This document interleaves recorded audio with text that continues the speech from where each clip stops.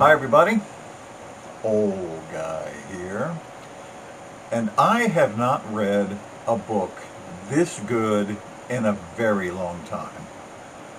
It's a lyric, a fairy tale, one I couldn't put down. Really restored my faith in literature, it just really did. And I can't believe it took me this long to find this 2001 Spanish novel translated into English in 2004. I mean, really, where have I been? What have I been doing? So what's this book about? Well, Daniel Sempere is the 10-year-old son of a modest bookseller in 1945 Barcelona. His mother died when he was a child, and he helps his father in the shop. One day, his father takes him to a building and swears Daniel to secrecy before allowing him to enter the Cemetery of Lost Books. Now, no, this isn't going to turn into some young adult Lost Prince story with magical tomes that whisk the young Daniel to Narnia or something.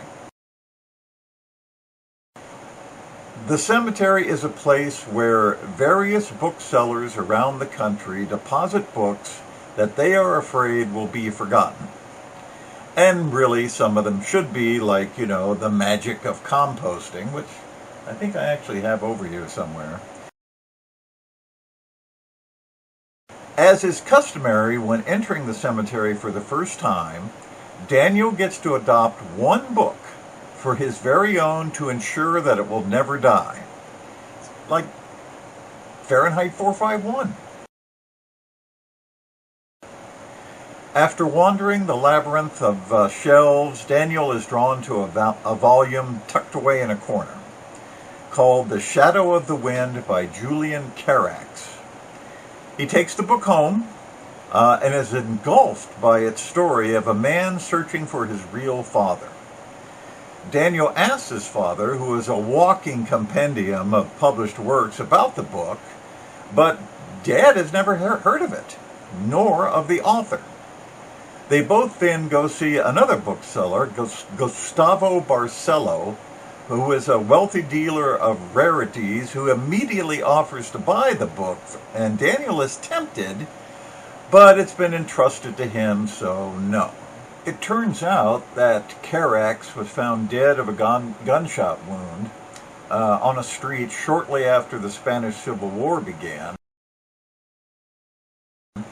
and that someone has been going around Europe locating Carax's other novels and burning them. A badly disfigured man calling himself Lane Colbert, which is the name Carax uses for the devil in one of his novels, confronts Daniel and demands the novel and threatens him when Daniel refuses. Then, the real story begins. Daniel and the street bum Fairman, who Daniel got his father to hire as a shop assistant, began a decades-long pursuit of Carax and his other novels. With each person they talk to, the story grows more complex and tragic and fascinating. And their efforts attract the attention of the feared Inspector Fumero of the Guardia, a murderous and cruel secret policeman who does not want Daniel to succeed in his research. Why? Well, that's what Daniel is trying to find out as he unravels the Gordian knot of Carax's life. And what he discovers is a heartbreaking tale of lost love and broken families, the damage still reverberating decades later. This reads like a long lyrical poem, the Song of Roland or the Fairy Queen.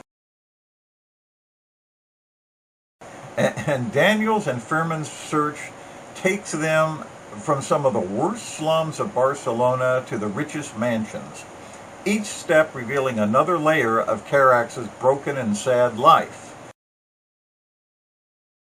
one that eerily begins to echo Daniel's own. The novel flashes back and forth between Daniel's time and Carax's, ending in 1966. And there are numerous characters who take up the narrative at several different points, but it's skillfully done. Just a fantastic read. My favorite character is Fairman, an oversexed epicure who is far more resourceful and connected than Daniel knows, and who has a golden tongue that gets the two of them into and out of trouble. He has the best lines in the book. Carlos Ruiz Zafón was born in Barcelona in 1964. His father was an insurance salesman, and Zafón began his career in advertising. He published his first novels in the early 1990s and then moved to Los Angeles to do some screenwriting, where he died in 2020. He was the most widely published contemporary Spanish author. Now you will find yourself getting annoyed at Zafón's reluctance to wrap things up. I mean, I get that. He loved his characters and simply didn't want to let them go.